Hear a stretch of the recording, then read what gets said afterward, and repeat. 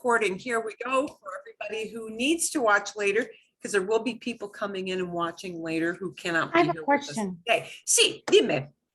My video picture is not coming up. Do you know why? Oh dear. I don't know why. Is your camera up? Is there anything covering your camera? camera? I know why. I got it. There we go. No, I'm backwards. Got you upside down, but I've got you. I couldn't find your link before. Oh.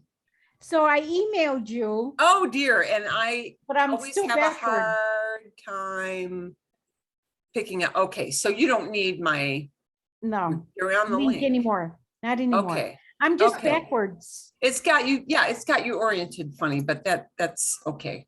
As long as you can see us. I hope we're not upside down for you. No, everyone's normal. Okay. Here we go. There we go. The miracle of the little gremlins in the internet. Oh, el milagro, el milagro.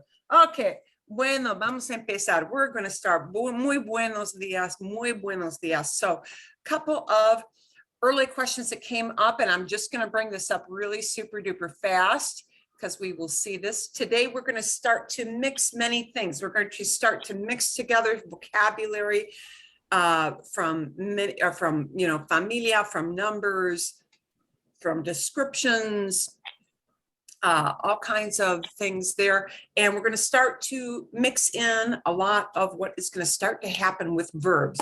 So that's going to feel uncomfortable for some of you.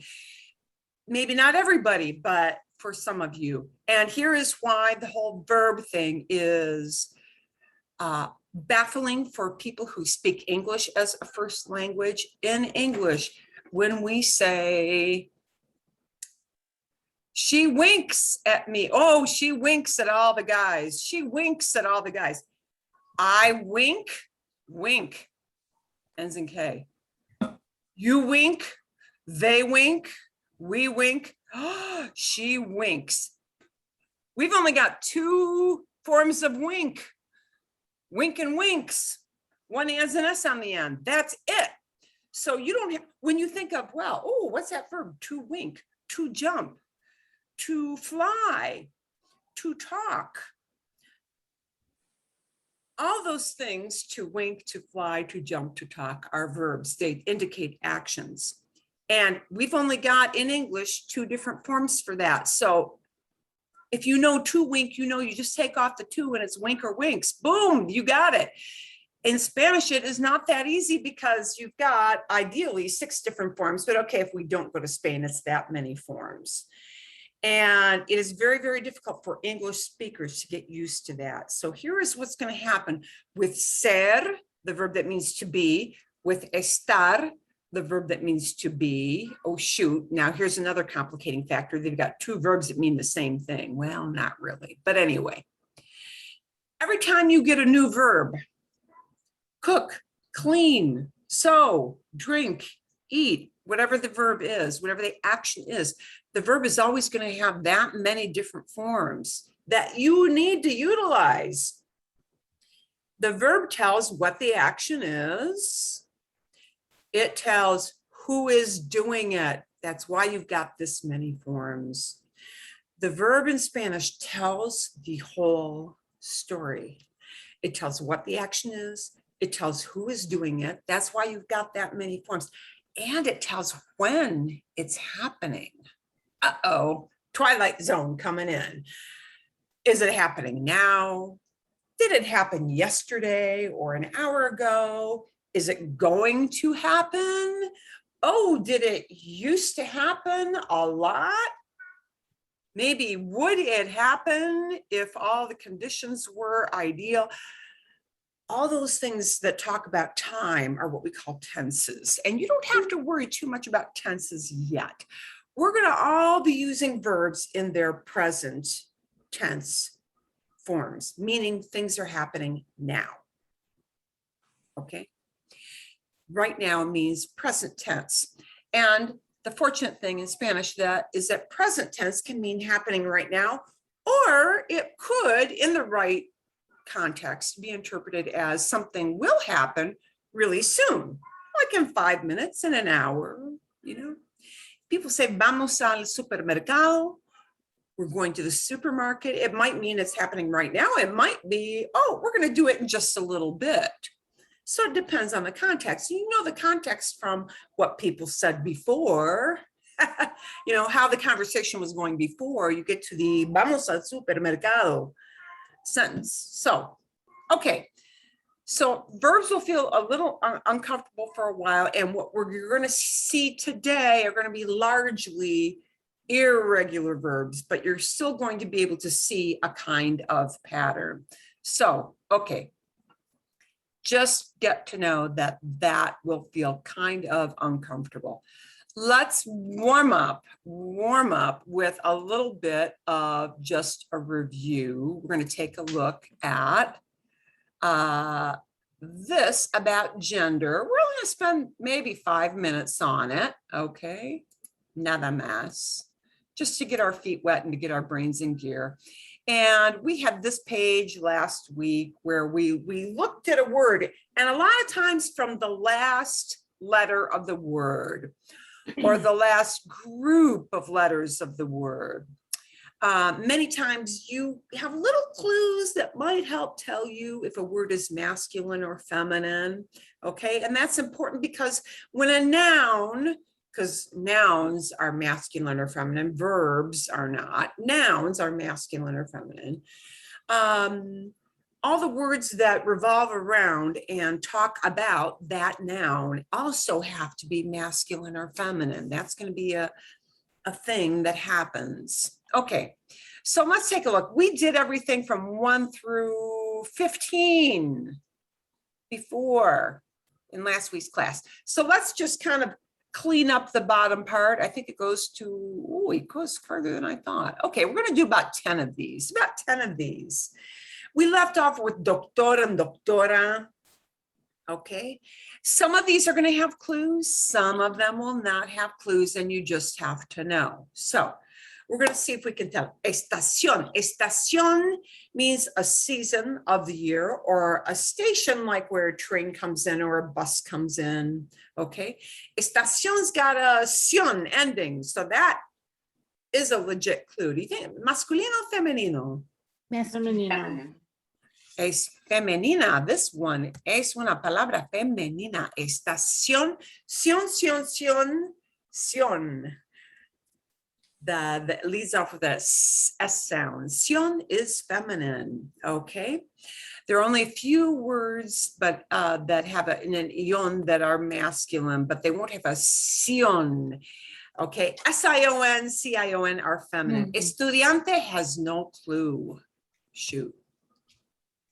Masculine. You know what? It's also feminine. Depende. This always has the form of estudiante, but we use it both for masculine and feminine, and we don't change anything about the way it's spelled. We do say el estudiante or la estudiante, right? But it works for both. Oh, and now we've got actor and actriz, and we've got these words because you're going to see them soon on pictures. Okay, actor means what you think it means. Okay, yeah, that's got to be because it's talking about a man, and actriz, Feminine. is a feminine form. Okay, actriz. There are some words in Spanish that end in a little z that wind up being feminine. There are some, not all, but some. When they talk about like a profession, right? Director, directriz, okay, couple, not too many. Lápiz ends in a Z, but lápiz is the lead form, not this one, not pluma, but lápiz, pencil, something you write with. Lápiz, you just have to know, that's el lápiz. And you just have to know that. There's no spelling cue on it. Papel also has, it's el papel. You just have to know that. Metro has a little O ending. It means subway. Metro is masculino. Perfecto. Coche has no spelling clue, but you just kind of have to know. Masculino. El coche. El carro. And there are different words for car. You know, people might use auto. People might use carro. In Latin America, a lot of countries like carro more than they like coche. So, depends on where you're traveling. Autobus has no clue, but we're looking at a lot of like transportation things that travel folks might use. Masculino, el autobús. And both of these are going to be kind of trick words. They are yon, but they're not sion. They don't start with an S sound. Both of these, masculino, these words are masculine. El avión. We know the word aviation. That's connected, right? That came from the whole Latin thing. And camión is used for truck. Some places they also use it for bus, kind of depends on where you're traveling. Different regions will have different idiosyncratic uses of, they like one word for an item rather than another. Kind of like, Brits say lorry and Americans say truck. And why do they say lorry? I don't know. That's what they like. So, okay, aeropuerto. Masculino. You got a great big old O hanging off the end. Pasaporte. Masculino. Masculino. El pasaporte. Vuelo, a flight. Masculino. El vuelo. We've got a great big clue. Puerta generally means door, but if you're at an aeropuerto, the puerta will not necessarily be a door. It might be the gate where you wait to get on the plane to board. And puerta is Feminine. femenina, la puerta. Cantidad, quantity, DAD is a great big. Feminine. Femenina, la cantidad. DAD is always Feminine. femenina. Calidad. Femenina. Oficina. Femenina. Oh, the word for cash. Efectivo. Really? Sí, efectivo. Masculino. Efectivo. Formally, the whole term is dinero en efectivo. Dinero en efectivo means money in cash, but a lot of people shorten that and just use efectivo. Okay. So, if you're paying with a cash versus a card, ¿quieres pagar con efectivo? Do you want to pay with cash? They may ask you. Okay. Precio. Masculino. El precio. Oh, we've got a sion hanging off the end. Sion. Femenino. Femenina. Okay. La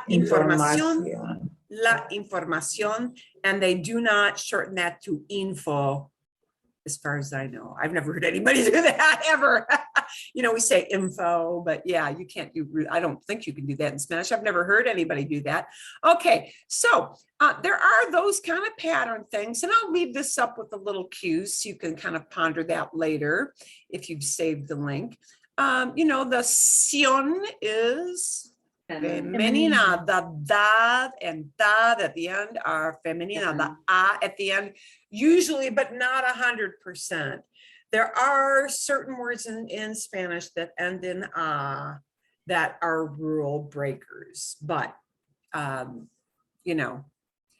those you just have to get used to as we roll along. Okay, so there's our little warm up.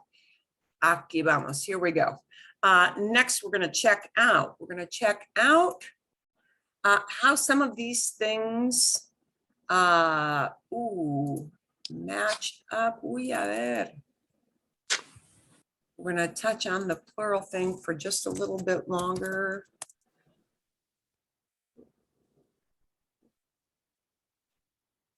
I do have a key. Okay. We're going to take a look at how these march along.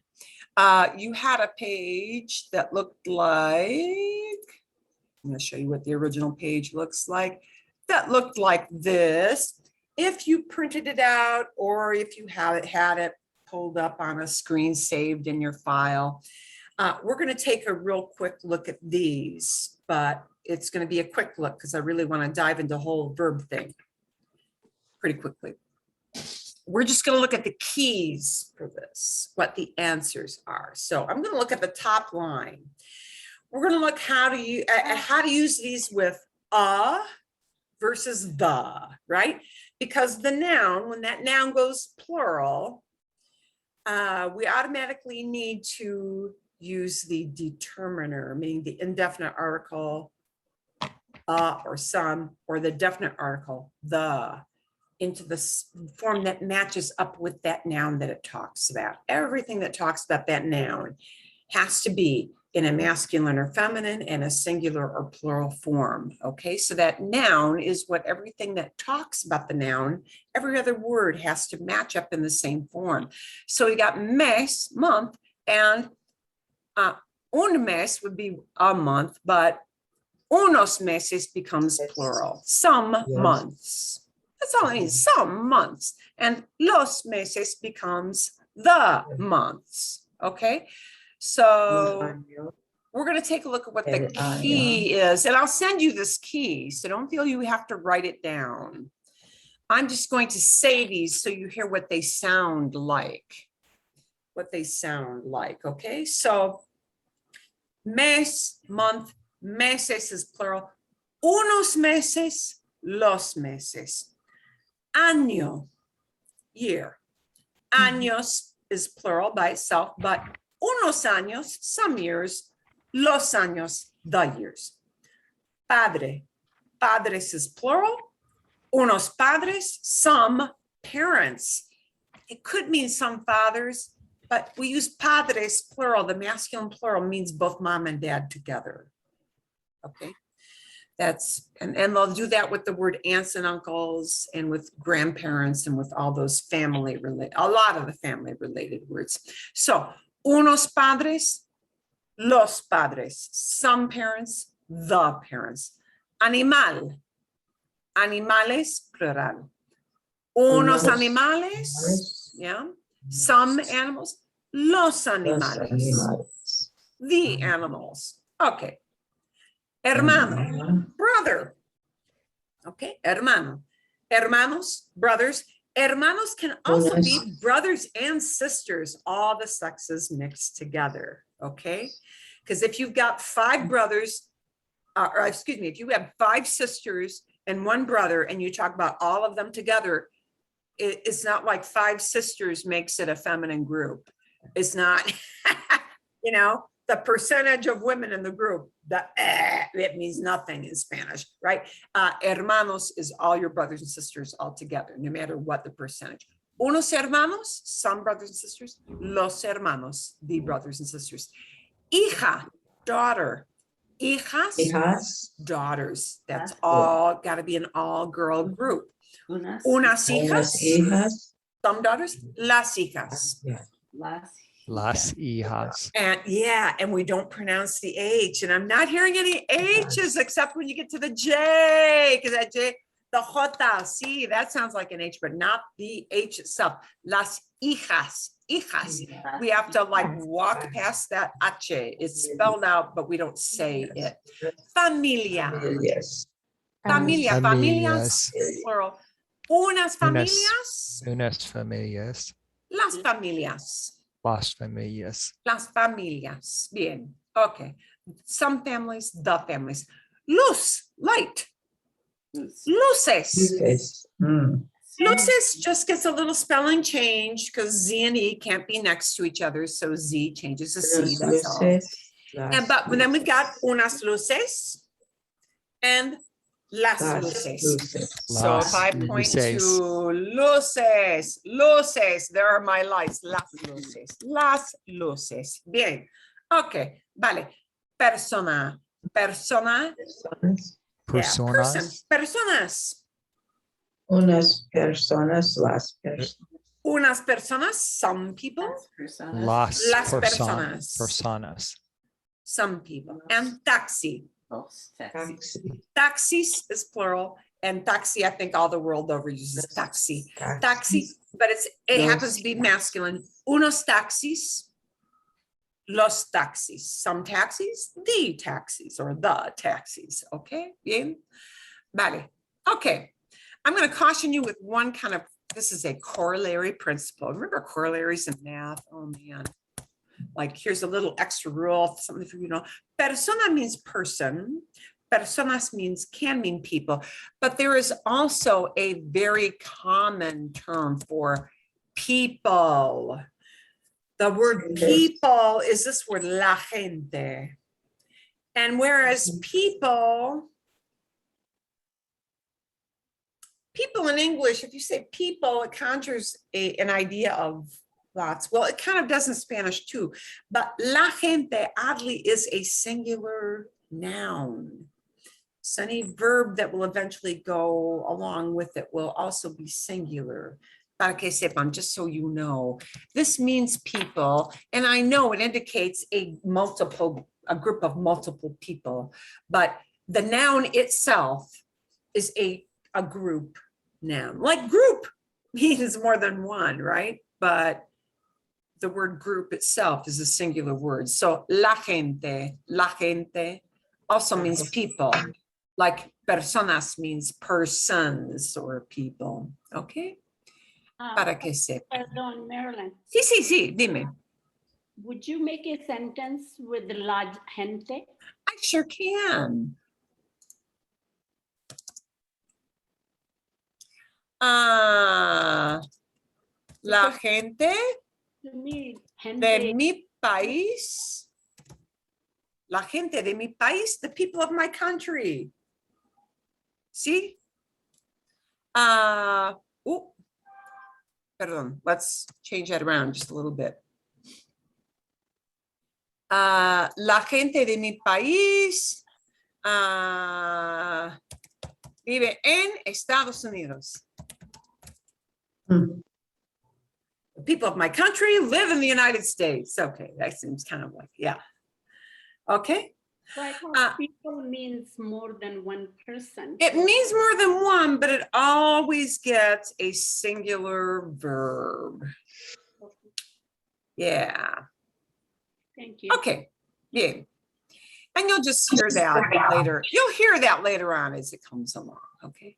But lots of times you'll hear people say, mi gente, my people. Yeah, you know, and that means they're referring affectionately to the people in their tribe, their group.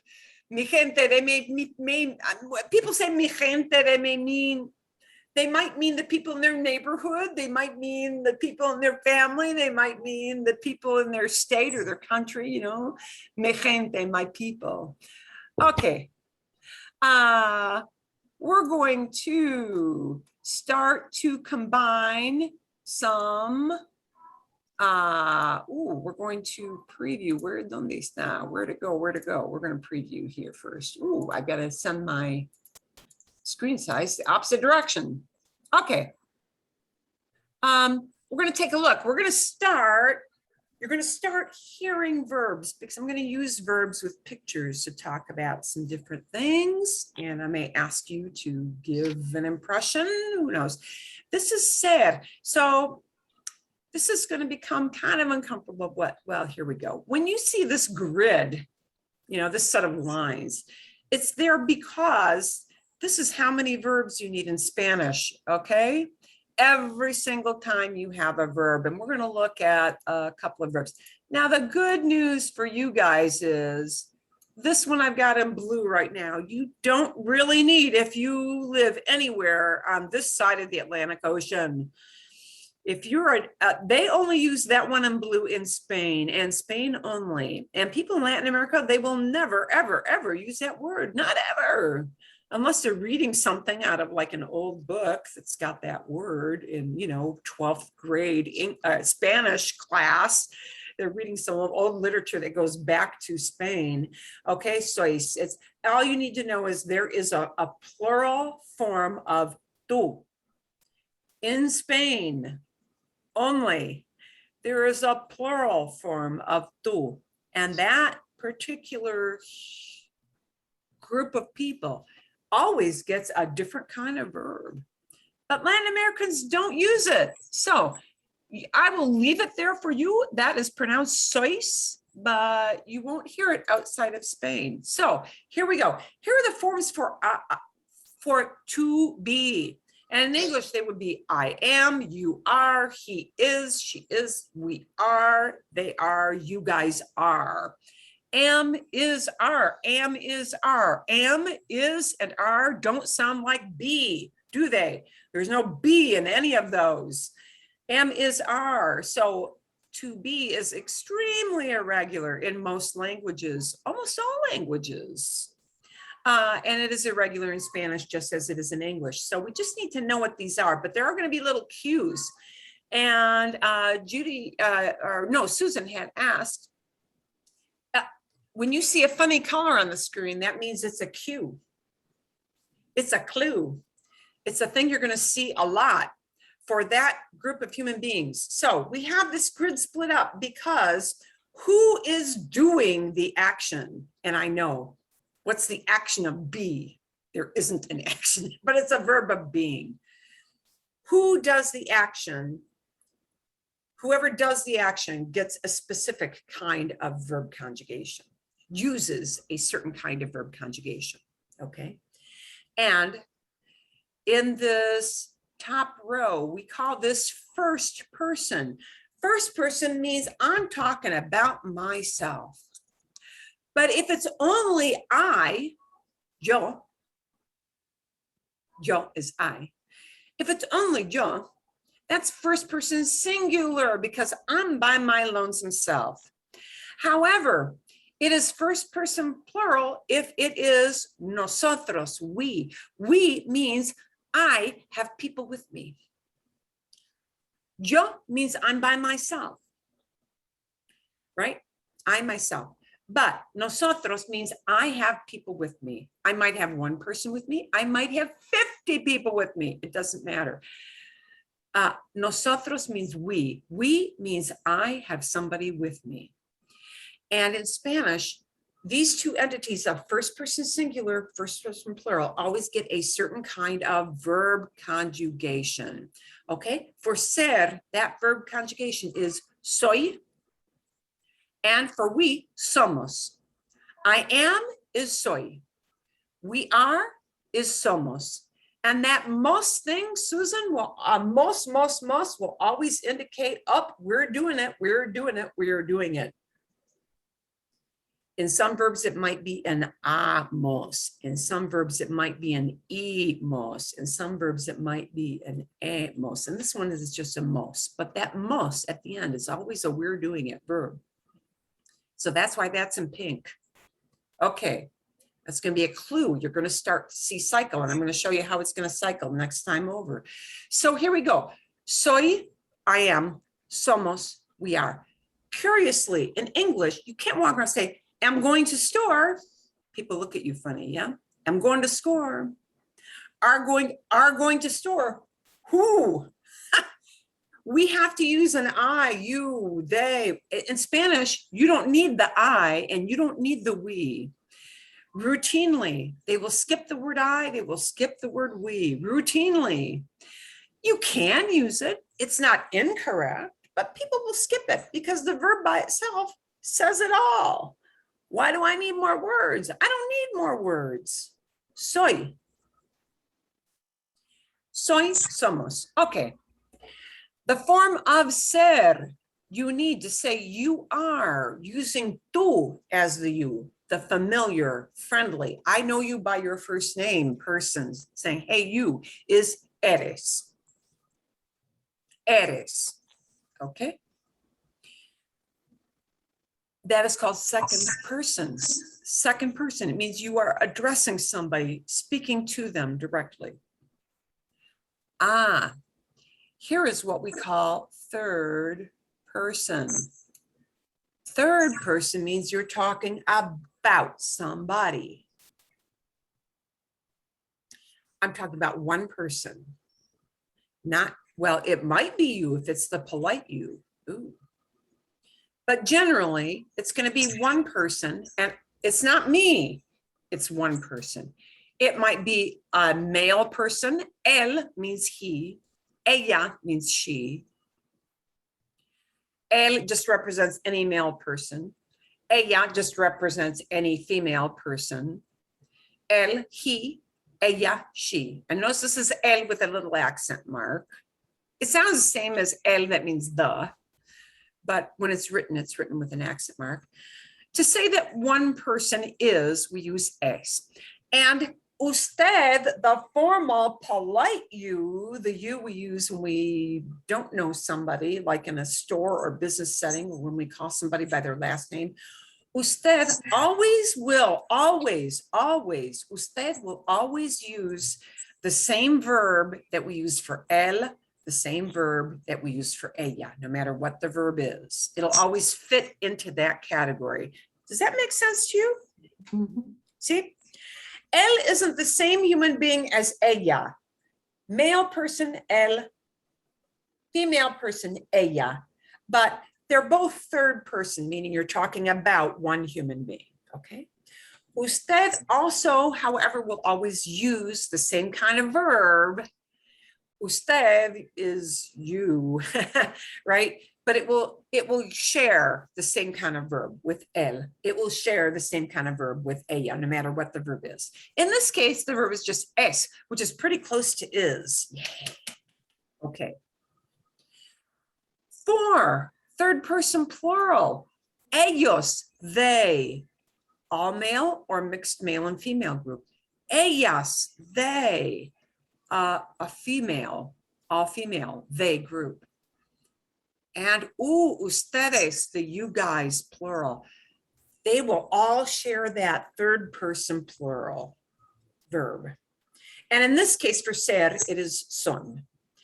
And Susan, you're going to see that son's got a little red N, an N at the end of a verb. An N at the end of a verb means they are doing it all the time. That pattern is going to fit for all the verbs. You're going to see that really, really soon. So where I have a different color, you're going to see that's going to be a pattern. You're going to see repeat no matter what the verb is. I'm going to show you that shortly. Okay.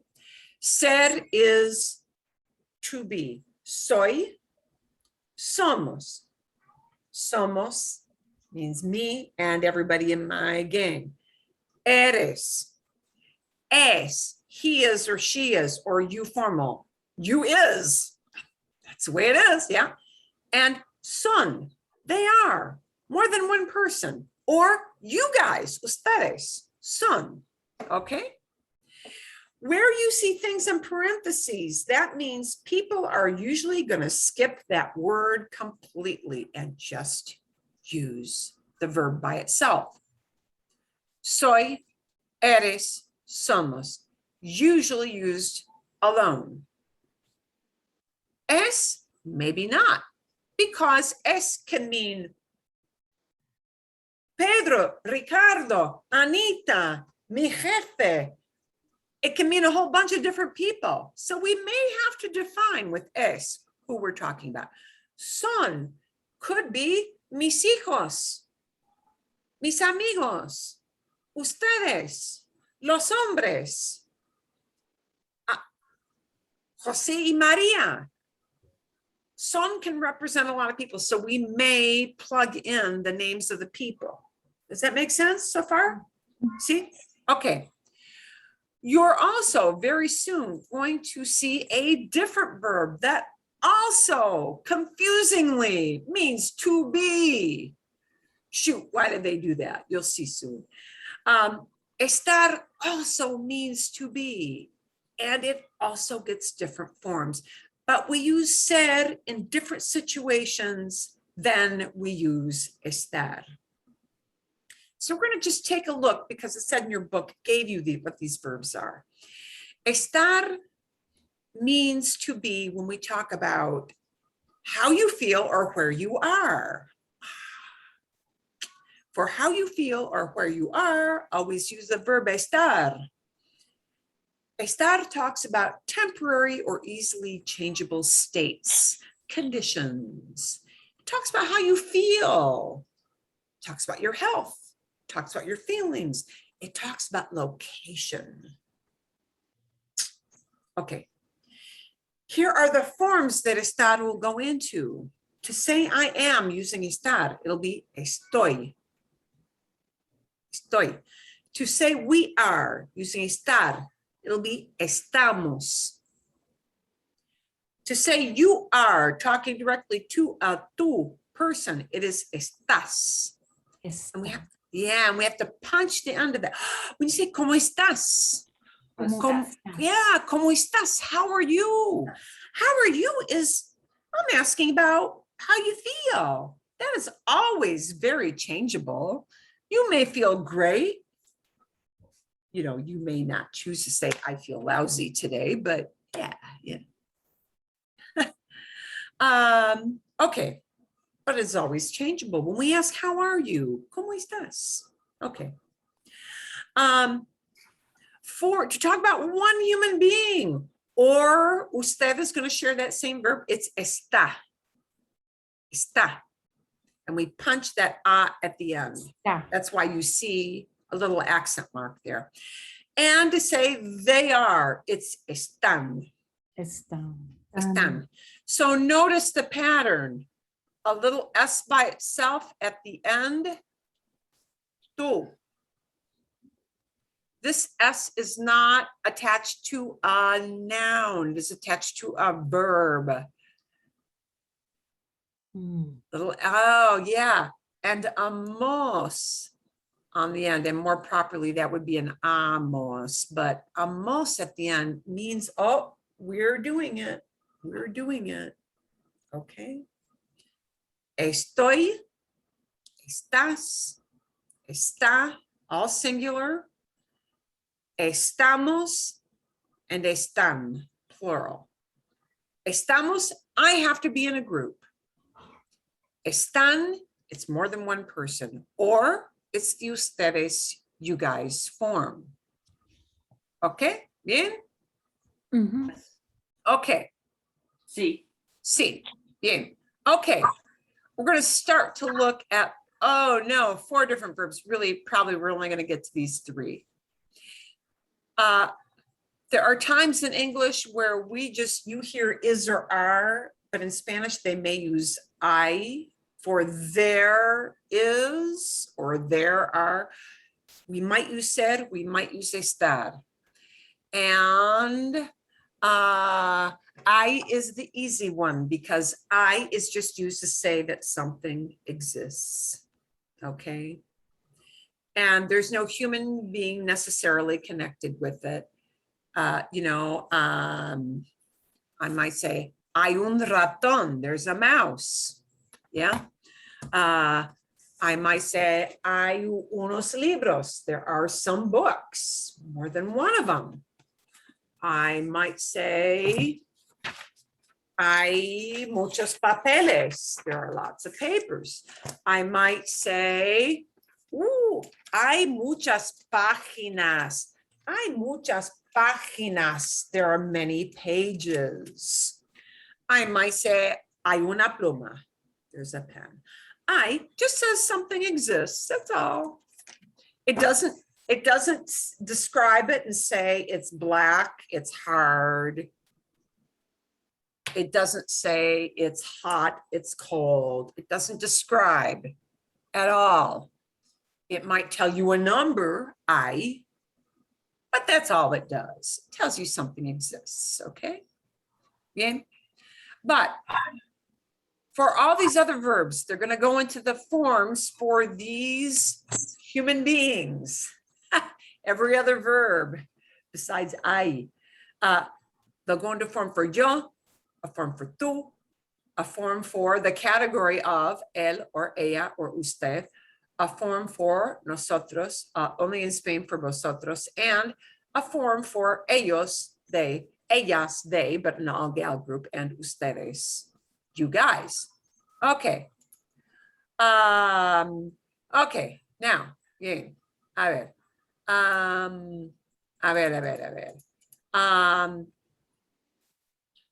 The verbs go into all these forms because verbs go into patterns. These first ones happen to be irregulars, but for what we call regular verbs later on, they will always follow a predictable pattern. Okay, these patterns are going to be what we see are irregular today. So they'll be a little bit harder.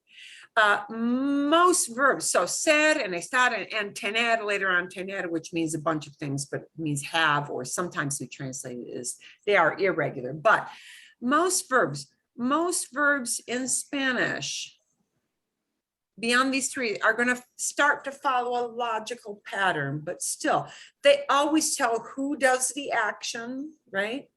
And most people do not bother to say the pronouns of I, you, we, tú, yo, nosotros. They won't bother with those. The verb automatically tells who you're talking about. So there's no need to say yo, tú, and nosotros. The verb tells the whole story. That verb only matches up with a yo, or it only matches up with a tú, or it only matches up with a nosotros. So there's no need to say extra words in their way of thinking, okay? Bien? So, ser. Ser to be, those forms you saw as soy, eres, es, somos, we are, son, they are. Ser means to be in situations when we identify somebody, when we tell who they are. Soy Marilyn. Okay? Eres Susana, you are Susan. Eres Tomás, you are Tom. Okay? When I identify with a name, maybe who they are. Oh, when I identify what they do for a living, when I tell what they do for a living, I'm still identifying. Es doctor, he's a doctor. Es contador, he's an accountant. Okay? When I tell where somebody is from, when I tell what somebody is like physically, tall, short, bald, brunette, blonde, all that kind of stuff. Things that talk about somebody's personality traits or somebody, how they look, okay? When we talk about relationship, like, you know, he's somebody's son, she is somebody's daughter. Oh, they are my brothers and sisters. And oddly enough, when we tell time, we use ser. These are the reasons we use ser. Pregunta. Sí, dime. Pardon. Sí, Tomás. Would you also speak of someone's age using ser? No. Because it's temporary? Oh, no, and not even for that reason. Okay. To talk about somebody's age, they will use tener. Okay. Because the thinking in Spanish, that fourth outlier verb, in Spanish, the way they express that somebody is 50 years old. Mhm. They don't say is 50 years old. They use the expression that you have 50 years. And that's just what they do. Now I can, Tomás, say somebody is young, then I use ser. Okay. Then I use ser, because being young describes kind of how they are. That's how that person is right now. Es joven is young, es viejo. But if I name a number with years, then I use a different verb altogether, tener. And you'll see that eventually. That's nice. Okay, de nada. You can think of ser in general as it usually talks about hard to change, kind of permanent things. Things that would take a lot of effort to change. Okay? People might change their profession, but this would take some work. Yeah? Mhm. People might change their hair color if they dye it, but this would take some work. You were born with a certain color of hair. People perceive you and that's what they see, okay? So anything that talks about physically how you look, personality-wise, what you're usually like, whether you're outgoing or kind of shy or how you happen to be, you're artistic, you're mechanical, you're smart, you're tall, you're short. These go with ser. Ser is somewhat permanent, but don't get too hung up on the permanence. Hard to change. Let's think of it that way. And here are your forms that you saw. And you saw that most is always going to be a clue for we, Mhm. and N is always going to be a clue for they. Okay. Now, we're going to also look at this other verb, estar, because we're going to start to kind of dive into this. It'll feel a little uncomfortable, but go with the flow. Estar also means to be, but it talks about a state. And that word state in English actually comes from that word estar, long, long ago, from the guys who wore togas in Rome. Okay. We use estar in different situations than we use ser to say to be. For how you feel or where you are, always use the verb estar. So the easiest way to divide ser from estar is that if you're talking about somebody's health or feelings or where they're located, it's estar. Boom. And if it's not health, feelings, or where they're located, it's the other verb, it's ser. Okay? In most cases. In most cases. So we use estar to talk about location of items, things, people. We use it to talk about health. ¿Cómo estás? How are you? Estoy bien. Estoy mal. I'm feeling lousy. We talk about how you feel. Oh, estoy contenta. I am happy. Estoy triste. I am sad. Estoy ocupada. I am busy. Right? Mhm. But notice how you feel is an emotion. Somebody being smart is not an emotion. Oh, think about that. If somebody is from Kentucky, that is not where they are right now. It's where they're from, not where they're located right now.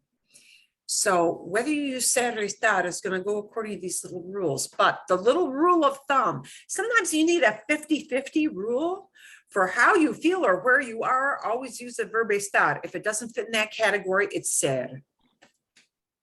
So for right now, go with that. Okay, here are the forms we need for estar, and you're going to hear a lot of estar soon, okay? Estar is also regular, of course, because it couldn't be easy. Okay, estoy, I am.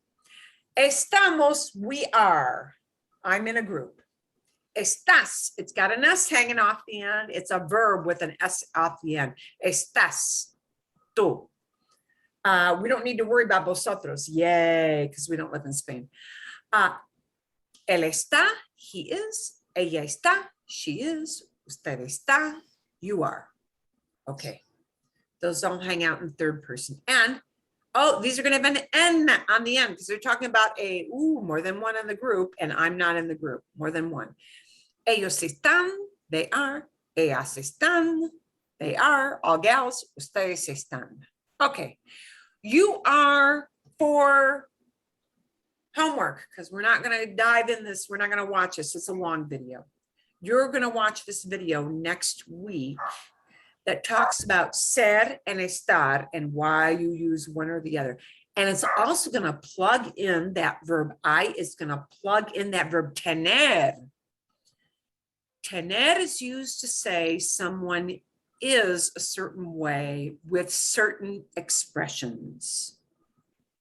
One of those expressions is I am with the number of years. Another expression will be I am hungry, I am thirsty, I am hot, I am cold. Certain expressions will not use ser and will not use estar either. They will use that other verb tener, which means to have. So the video will take care of that. We're not going to deal with that yet today. Okay? Bien. But I will send you this. I'll send you this in the recap. And this shows you a whole bunch of ways, not 100% of them, but a whole bunch of ways we use tener instead of ser, instead of estar. And the video will tie that in, okay? So I'm not going to tie in tener a lot. Tener often, most of the time, means you kind of own something. You possess it. You have it. Mm. But Spanish also borrows that have word for a whole bunch of things we call idioms. And that means phrases you can't translate exactly because they would sound stupid in English. But that's the way they say it. And it's not stupid because it's the way they say it. So you just have to accept, oh, that's the way it is. So in Spanish, people have hunger, they have thirst, they have heat, they have cold, they have luck, they have success. They have right on their side. They have sleepiness. That's what they do. That's the way they say those ideas. And by the way, French does that too. And to a certain extent, German borrows some of that stuff. So lest you think, oh, those people who speak Spanish, man, they make life count. Well, a whole bunch of languages do that, okay? The way we want to say it in English doesn't mean it's gonna be that way in other languages. And that becomes, sadly, really uncomfortable for us. It does. It becomes uncomfortable. So we're gonna see how we use ser, how we use estar, and we're even gonna throw in some se llama stuff. Okay, and I'm just gonna show you a bunch of reasons for using ser. If I want to talk about this lady, ella es muy famosa. Es muy famosa. She is famous. Famous is not how she feels. It's just what she is, right? So it's ser. So, ¿cómo se llama? What's her name? Se llama Meryl Streep. I could also identify her and just say, es Meryl Streep. Es Meryl Streep. And they'll just say, sí, es Meryl Streep.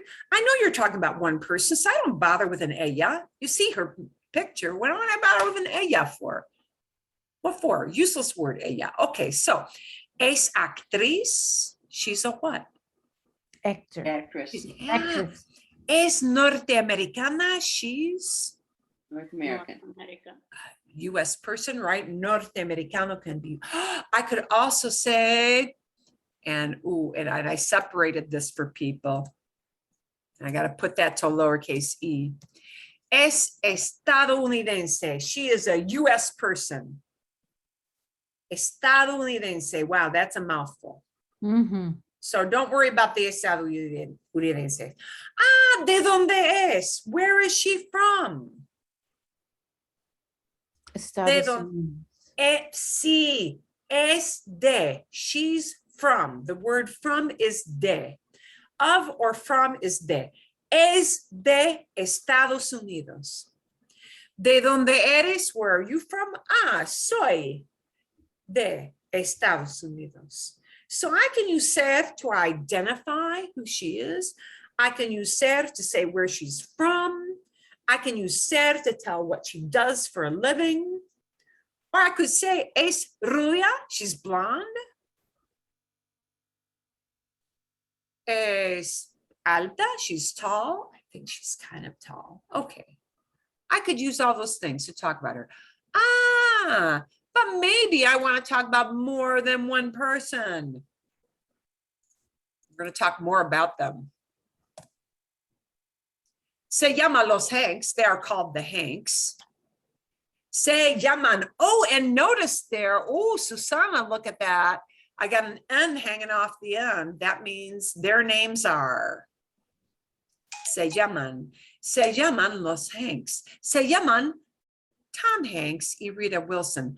I might say to identify son Tom Hanks y Rita Wilson. Okay.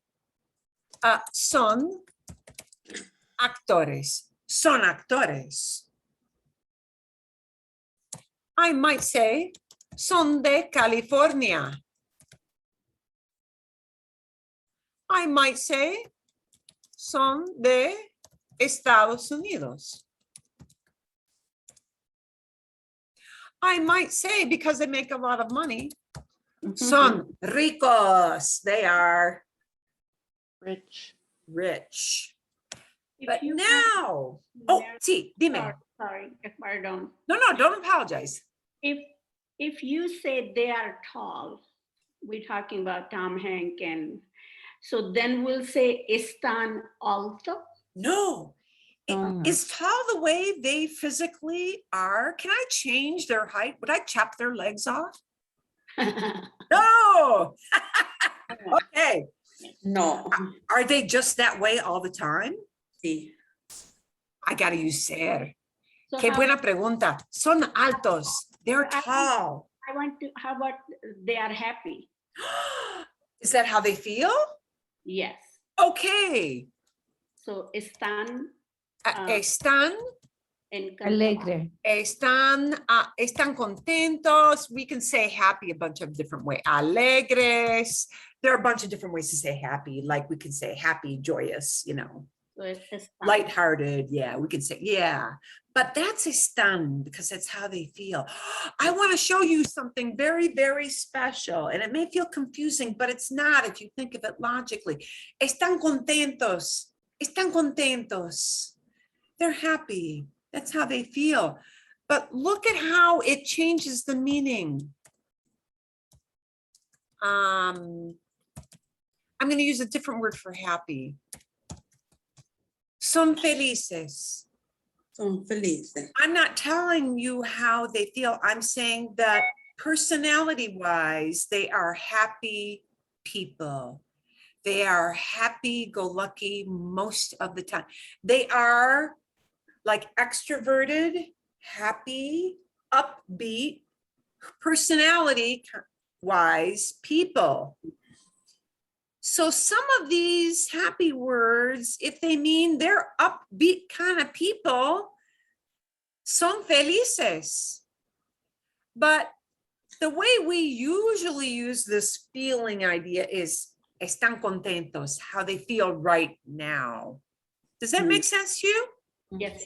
So you might hear a word like happy, son felices, like, okay, por ejemplo, you look at a little kid and you see the little kid playing and he's skipping and climbing trees and he skins his knee and he doesn't even cry or care because he's just happy to be playing. Es un chico muy contento. He's a happy kid. He's a happy kid just because that's the way he is all the time. He's go, go, go, go, go, happy all the time. So you might hear es that way. But when somebody asks you, ¿Cómo estás? Here's the key. Somebody, ¿Cómo estás? How are you? They want to know how you feel right now. And you need to respond with an estoy. Estoy bien. I'm well. Estoy bien. Okay? ¿Vale? Does that answer your question? Sí? Bien. Thank- Okay. Okay. Vale. Let's take a look at these two gals. Ooh, sí. ¿Cómo se llama? If I only talk about one of them, it's ¿cómo se llama? Ooh, se llama Shakira. Se llama Shakira. If I only talk about this one, se llama J-Lo. Se llama J-Lo. Right? But if I talk about them together, se llaman Shakira y J-Lo. Okay, both of them together. Oh, we got that N hanging off the end. I'm going to talk about what they do for a living. I'm going to identify them. Son cantantes del Super Bowl. Location. They are singers of the Super Bowl. They are singers. Okay. Bien. I can say, oh, we're going to go to a different page and check this out. Now we're going to talk about Shakira y su familia and her family. I'm going to give you a bunch of descriptions. Shakira es rubia. Well, okay, naturally, I don't think she is, but you know, okay. Redhead. Land. It, like many of us, and I'm one to talk. Yeah, it's out of the bottle. Okay. Shakira es rubia. Es de Colombia. She's from Colombia. Sí. Es colombiana. Es colombiana. She's Colombian. Es cantante profesional. Es baja. She's a short gal. Es baja. Es madre de 2 hijos. She's a mom of 2 kids. I Right. tell you, relationship-wise, what she is. She's a mom. Yeah. I'm IDing her. I'm identifying her. I can't use estar, how you feel. Mom isn't how she feels. I'm very mom today. No, nobody says that. Yeah. So it's got to be ser, that other one. Es madre de 2 hijos. Now I'm going to talk about Shakira. I don't really know if they're married or not. No importa. They're partners. They're life partners for now. You know how it is with famous couples. You know how it is with famous couples, Splitsville or not. Okay. Shakira y Gerard son padres. They are parents. I'm but I can't say es because I'm talking about 2 of them. Yeah. Mhm. Son padres, they're moms and dads. See, Gerard es francés. He's a French guy. He's from France. He's French. It's where he's from. It's not where he is right now. It's where he was born, right? Gerard es francés. Es futbolista. He's a soccer player. Barcelona. Barcelona, sí. Okay, so now look at how this changes. Shakira y Gerard. I got fat fingers today, guys. Están en Barcelona. Now I'm not talking about where they're from. Neither one of them is. That's where they are right now. Están en Barcelona. Están en Barcelona. They're in Barcelona. That is very different than saying es de Colombia. She's from Colombia. How you feel and where you are right now. You always use the verb estar. Estar en Barcelona. They're in Barcelona. But now if I say they're rich, I know you might not think that's a permanent thing, but in Spanish it is. And that why that is goes back to the Middle Ages. So we don't want to go through those weeds. Shakira y Gerard son ricos. They're rich. Okay. I want to say they're not poor. Oh, look what happens. If I want to say they are not, I put the no in front of the verb. No son pobres. No son pobres. No son pobres. They're not poor. They're not poor. Bien? Okay. A ver. We've got all these different relationship people, so I'm just going to kind of preview that. En una familia. En una familia hay muchas personas. In a family, there are many people. En una familia hay muchas personas. Es un abuelo. I'm going to put the cursor right on their heads. I'm going to look like I got them in the target there. So sorry about that. Es el abuelo. He's the grandpa. Es la abuela. She's the grandma.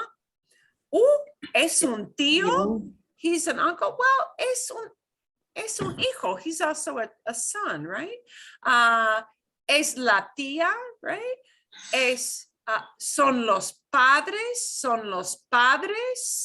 These 2 are also parents, right? Son los padres. Son los hijos. Es la hija. She's a daughter. Es la hermana. She's also a sister. Es el hijo.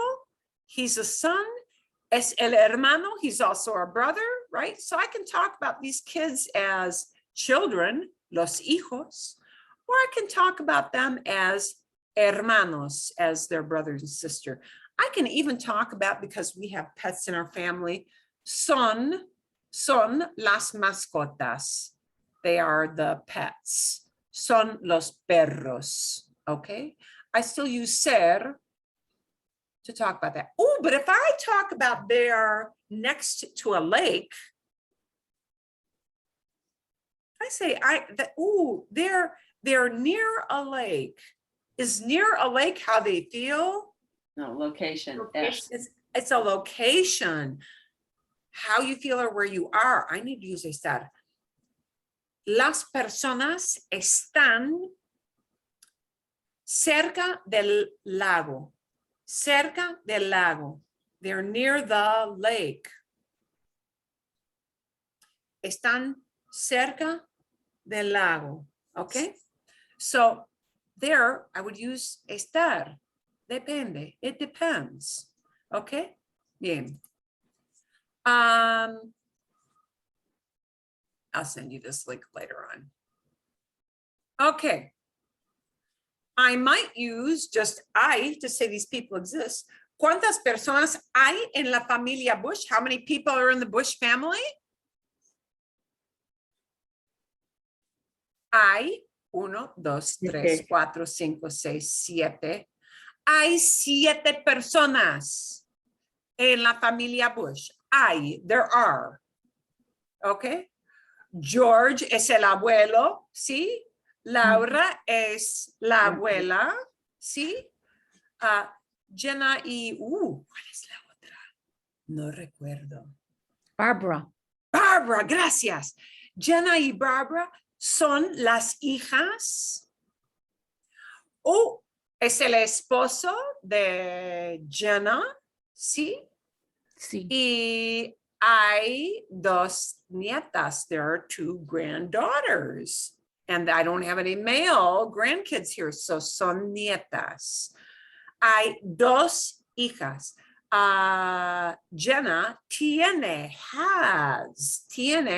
2 hijas. 2 hijas, ¿ok? Bien. How would you say twins? Gemelas. Gemera. Gemelas, twins. Okay. If we talk about, perdón, where's my other easy? Here we've also got another familia, otra familia. ¿Cuántas personas hay en la familia Obama? Hay 4 personas. Hay 4 personas en la familia. ¿Bien? ¿Sí? Sí. Es el padre, es la madre. Las hijas. Hay 2 hijas. There are 2 daughters. Sí. Malia es la hija mayor. She's older. Sasha es la hija menor. They probably hate that I'm showing a picture of them this age because now they're in their 20s. Okay. Bien. Vale. So we've got all of those things. We're going to come back to that in a bit. So ser, we can talk about all those reasons for using ser or estar, and you're going to get tener in the next video. Okay. So you've got a little feel for that. Yeah. A little feel. Yes. Okay. A little feel. And now, if you feel like, well, I feel very nervous. How I feel? Estoy muy nerviosa. Estoy muy nerviosa.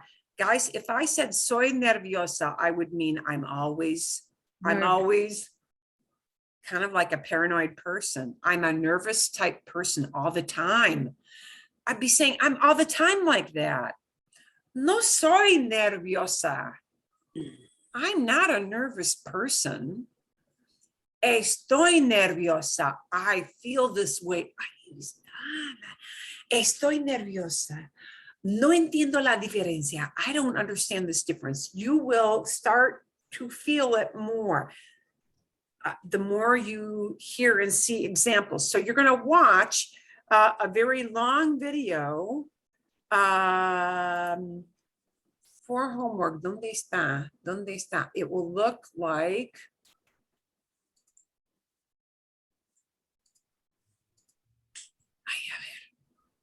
okay. I didn't have it set up. It will look like this. It is longish, so I'm not going to play it during class, but it will look like this. When you see this, and it will, they just did this for effects. And look, it's 12 minutes long. That's why I'm not playing it during class. It's long. But they're going to talk to you about when we use said, when we use estar, and give you a whole bunch of examples. Okay? Whole bunch of examples. And we'll come back and talk more about those next week again. And she's also going to talk about tener. And when we use tener, and there's separate limited situations when we use tener, the other verb that really means have, but it's sometimes we use to be in those situations. Okay, so they're going to show you all of those. So we're going to come back to that. What we need to do for today is to kind of jump ahead a little bit and start looking at this thing that is numbers. Okay, so we're going to change gears. Kind of a lot. Los But números. we're going to introduce some numbers because your book started to introduce some numbers.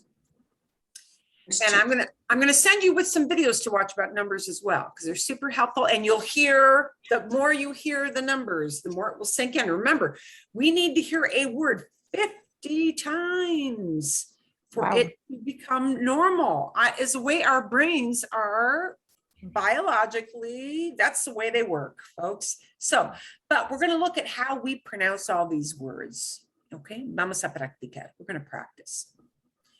And I'm going to give you a little homework assignment with numbers. Okay, we're going to look at this chart. I'll send you this chart, so don't furiously write this stuff because it's a waste of your time. I'll give you this in a file in the recap video. Here are the numbers. Listen, cero. Cero. Cero is 0. And notice they don't spell it Z-E-O. Why not? Because Z and E can't be next to each other. Yay, yeah.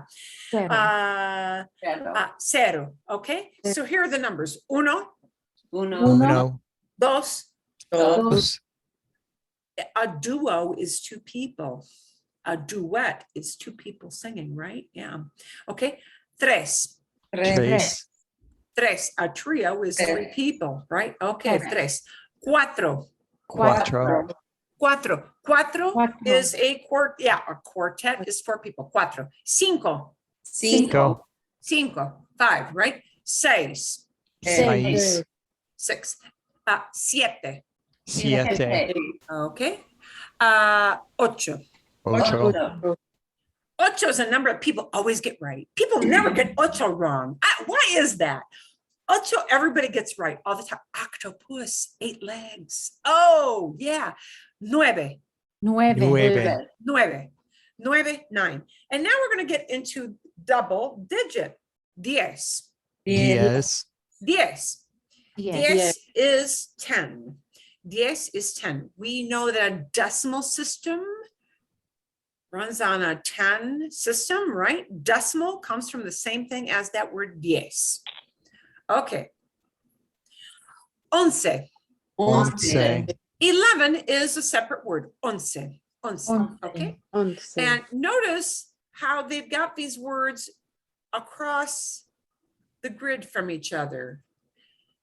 Dos Oh, is yeah. 2, but there's a reason for that. Dos is 2, but doce is 10 or 12.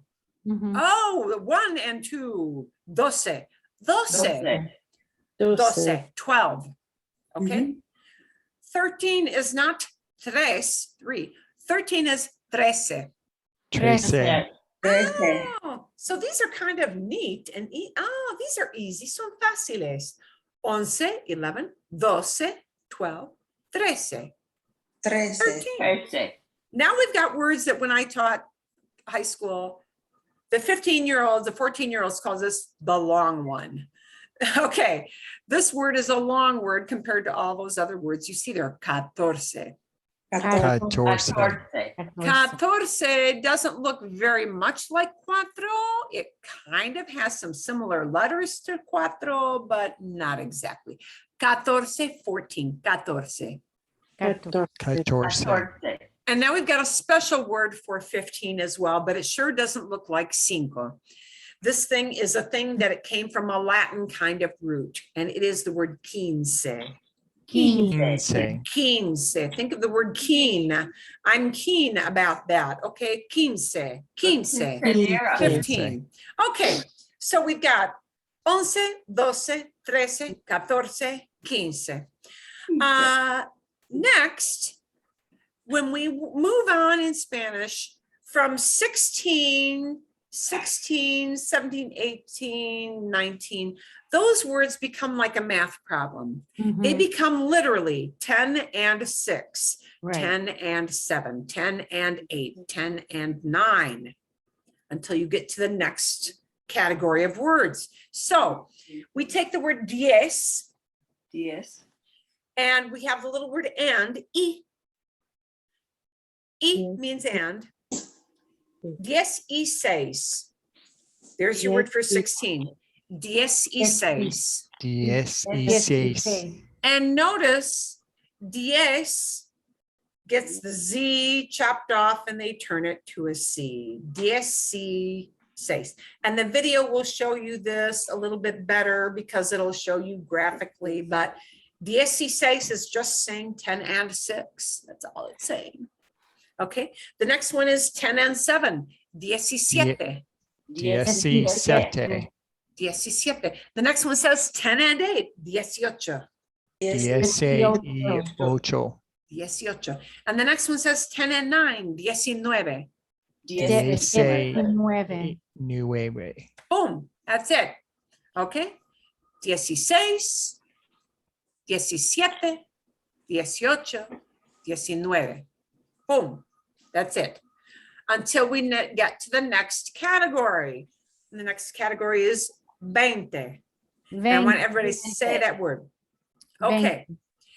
Here is something. A lot of people, because of the way they were taught to spell in English, for some reason get this thing stuck in their head of I before E, except after C, except sounding in way as in neighbor or way, and forget all that stuff because it means nothing in Spanish at all. Okay, that I before E except after C, that's an English thing and it means nothing. So notice we've got diez, D-I-E-Z, but we've got bainte, B-E-I, and it just is that way, B-E-I. Think of the vein in your arm, bane, and put a te on the end of it, bainte. 20. So bainte is 20. Okay, but if I want to say 21, 22, 23, it's kind of going to do what the 16, 17, 18, 19 did. It's going to take 20 y, 20, 21. 21. The 16 through 29 are what they're like the trash compactors for numbers. We just squash all that stuff together. 20 and 1, 20 and 2, 20 and 3. So we kind of take that little E that hangs off of the bainte, that at the end. We plug in the word and E, and we stick the little number on. 21. 21. 22, 22. 23, 24, 24. okay, 25, 25. next we get 26, 26. 27, 27. 28, 28. 29. 29. And that 20, that be will sound like a BBB, a soft B, be. Okay, will not sound like a V. Your teeth won't go on your lip. 20. Okay. Yeah. So, okay. 20. So the teens and the 20s all get the trash cat compactor treatment. They get kind of squashed together, often into one word. Okay. We're going to take a look at the next batch up. And we're just going to work with these lower numbers from now till the end of class. We're going to go up to the next notch 30 because the next notch 30 is going to show us how it will stop doing the trash compactor thing after 30. Everything after 30 will separate out all the words from 30 on forever and ever and ever. Is going to separate them out. Now, I will tell you, when you hear people speak, it won't sound like they're separate words. They'll run them all together. Para que sepan, so you know. But they are, in reality, separate words. So the next word up from Bainte, 20, is also an EI, A combination. 30. 30. 30. Okay. A thing that often helps is that, look, we've got 3, tres, we've got 13, trece, we've got 30 TR. That TR thing comes back, right? If you know the 1 through 10, you keep recycling all those 1 through 10 numbers as you get to the higher numbers. You keep recycling them because that's what they do. Okay, so we're gonna have 30, and now it's gonna go into separate words. And here's the separate word and. 30 and 1, 30 and 2, 30 and 3, 30 and 4, and so on and so forth. And now they separate out into separate words. So you're going to see that word and, E, spelled with the Y, spelled with the Y. Okay, so we've got 31. 31. Okay, 32. 32. 33. 33. 34. 34. 35. 35. Bien. 36. 36. 37. 37. 38. 38. 39. 39. Now, when I say 39, I'm saying them as separate words. But when you really hear other people say it, it's going to sound like this. 39. 39. They will run it all together because that's just what they do. 38, 32, 34. They're not going to pause between those words. There will be no pause. One will run right into the next. That's what they do. Okay, bien. So 1 through 30 is a good stopping point because you hear it a lot with telling time. Okay. We're going to take a real quick look at some things that we're going to count. And we'll look at the 40s and up next week. We're going to look at the 40 to hundreds next week. Okay. So when you get the recap, and it's going to give you a video on numbers, do watch it, but don't go like into the hundreds and millions, and you don't need the millions. You want to buy something that costs like 100 pesos. You don't need millions. You need hundreds and 40s and 50s and all those words, okay? So those are the ones that you will wind up needing more than all the other stuff because that's just the way it is. Okay, but we are going to take a look at some things with números. Uy, a ver, momentito. Perdón. Bear with me.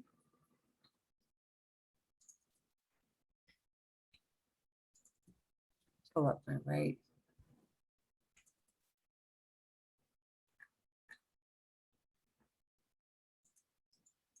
And next week, what I will do, just so you know what is going to happen, next week we'll take about 5 minutes to do what we call a dictado. Meaning I will say some easy numbers. They will not be millions, no. I will say some easy numbers like 35, 26, 13.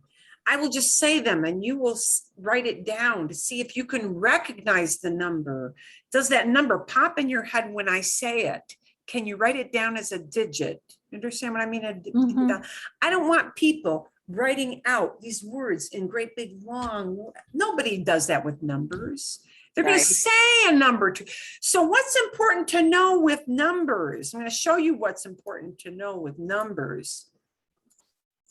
I know on that page I showed you, it shows them written out so you can pronounce them because you know the pronunciation. Oh, But folks, when we talk about los números en español, the numbers in Spanish, ¿por qué son importantes? Why they are important is because for asking addresses, directions, how many blocks do I walk? They're going to give you a number, right? Giving phone numbers, expressing the amount of things, like how many things you want to buy, what prices are for things. That's why we need numbers, okay? And here is the number one thing that you need to know, listening comprehension. You need to understand the number someone says to you. That is your number one first skill that you should get down pat. They said a number, a digit popped into my brain. Not a bunch of words, but the digit.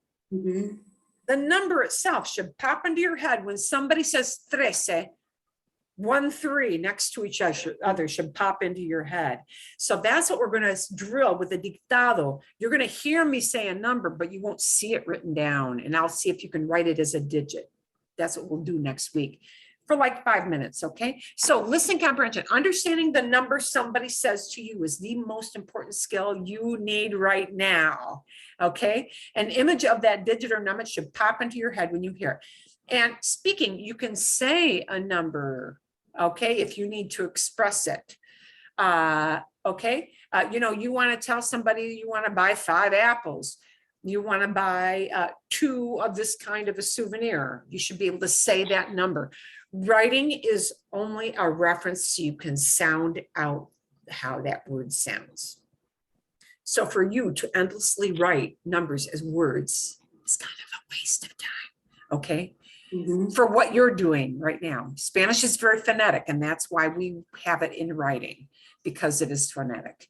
So here's what we're going to look at. 0, 0, 1, 1, 2, 1, 2, 2, 3, 3, 4, 4, 4 bolsas, 5, 5, 5 manzanas, 6, 6, 6 ornamentos, ¿bien? 7, 7, 7 pájaros, 7 birds, ¿bien? 7 Okay. pájaros. 8, 8 lápices. We got 8 pencils there. lápices. 9, 9 libros. 9 libros. 9 represents how many books I've got. 10, 10 centavos. 10 centavos. 10 centavos represents the number of pennies I've got there. Okay, bien, vale. Let's take a look. We're going to take a look. I don't think I can make these any bigger than what they are. Okay, bien. If you had to say a phone number like this campus dog salon, a phone number, 9, 2, 2, 5, 6, 6, 9, 9, 1, 1.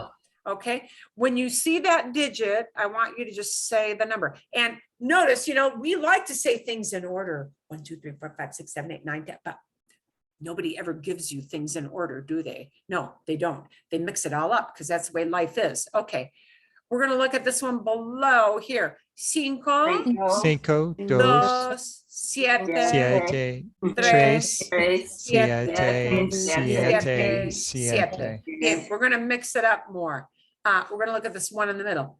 9, 9, 8, 8, 4, 3, 5,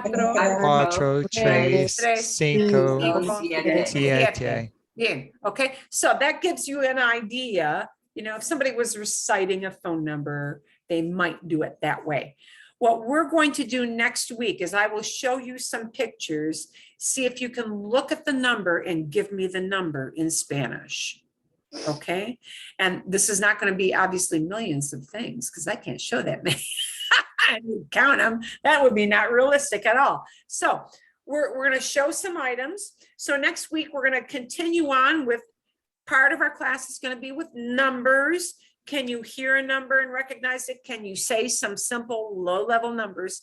You are, however, going to get a video, this one here, where he'll give you like all kinds of numbers beyond the 30 that we had today. Okay. Mhm. So what I want you to kind of be familiar with are 30, 40, 50, 60, 70, 80, 90, 100, just up to that. Yeah. Okay. So we'll work that a lot together next week. We'll continue to work the ser estar thing with some descriptions. And I'm going to give you some videos on ser estar. I think that's going to be actually kind of a lot for it to work on for next week. Yeah, it's a lot of vocabulary because the numbers, but the numbers are very, very important because anytime you shop, you know, people will tell you how much something costs or how many they have of a certain item. And numbers are really super. Oh, or they're going to tell you what the number is of the bus line you need to look for. Oh my gosh. They'll tell you how many blocks you've got to go. They'll tell you what the number of your flight is. Oh my God. Yeah. So those are the kind of numbers. We don't need to know millions unless you're selling real estate. You don't need to know millions. You know, you're a stockbroker. You need it. Otherwise, you don't need that. You need the lower numbers that everybody uses in everyday life. And I think that's. Can I just ask you to pronounce 40 to 100? It's on Sure. page 47 of the book. See, exactly.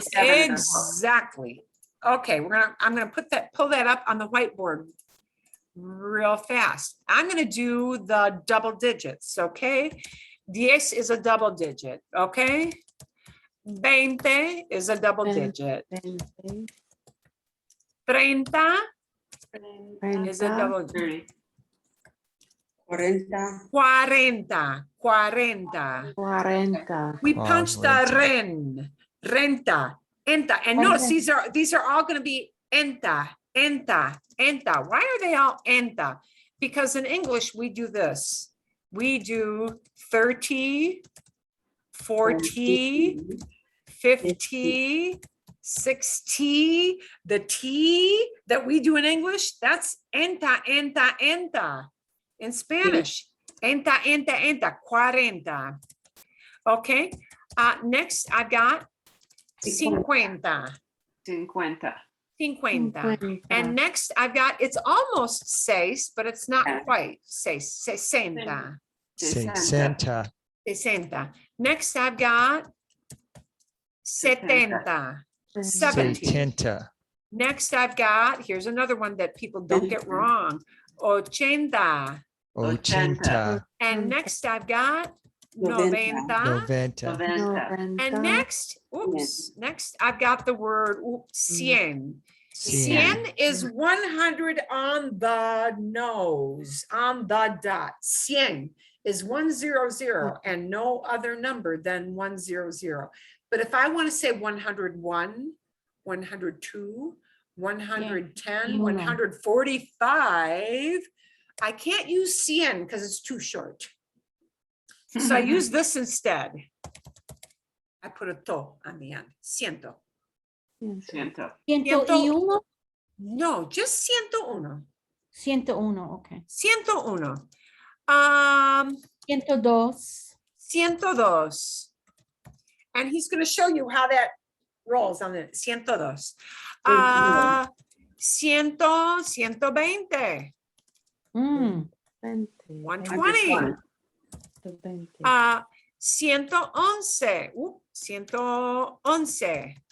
111. 111. 111.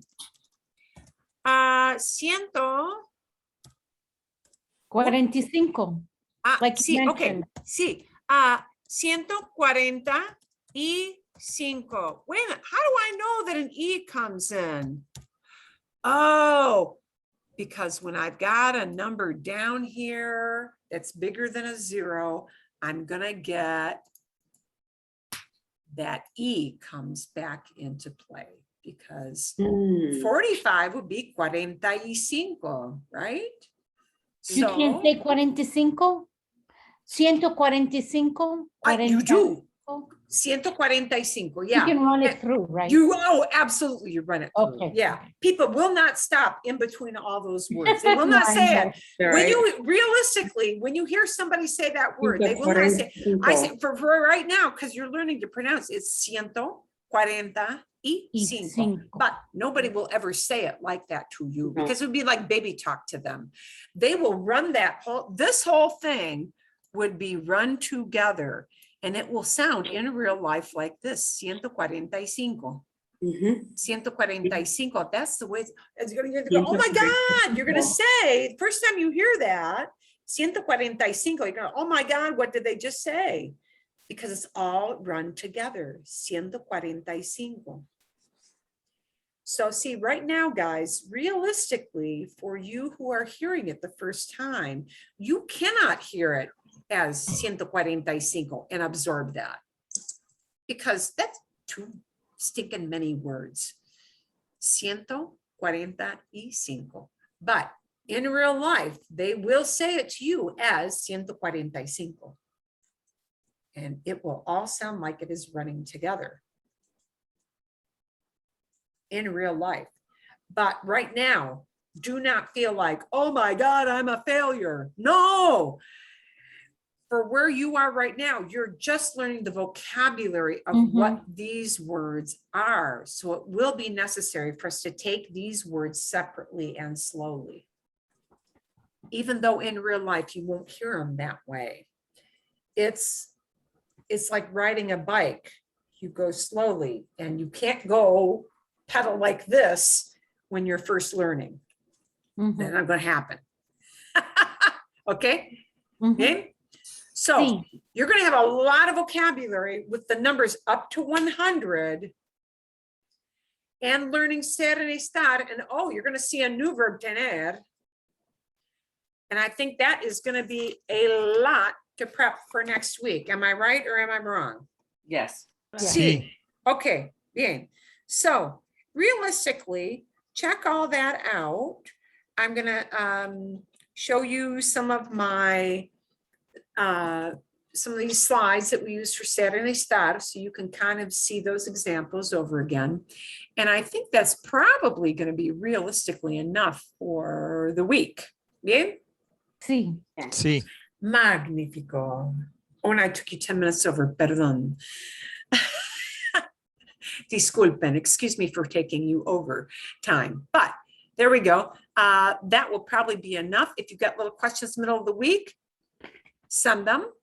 I'm sorry. So in the book, we're going through chapter 4. We're not starting chapter 5. Yeah, I Okay. would say, let me take a real quick eyeball look at 5. 5 is so far. describing things.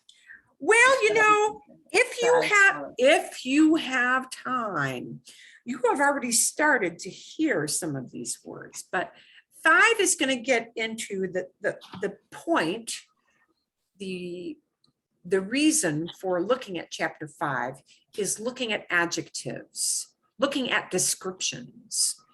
So if you have time, you can look at that. You've already started to hear some descriptions. You've started to hear them, right? I didn't tell you that's what they were, but you've started to hear some. You can start to go into that if you have time, but that is quite a lot. And I am conscious of doing too much at once for people to be able to absorb it. So if you feel that you can, go ahead and read chapter 5, because it will tie in with ser and estar still a little bit. But, you know, it'll start to kind of get in the weeds of adjectives and how adjectives change forms. So if that becomes too much and too overwhelming, then stop yourself, because being overwhelmed is not good. Okay. That makes sense? Yes. See. Bien. Okay. Vale, magnífico. I'm going to stop the recording for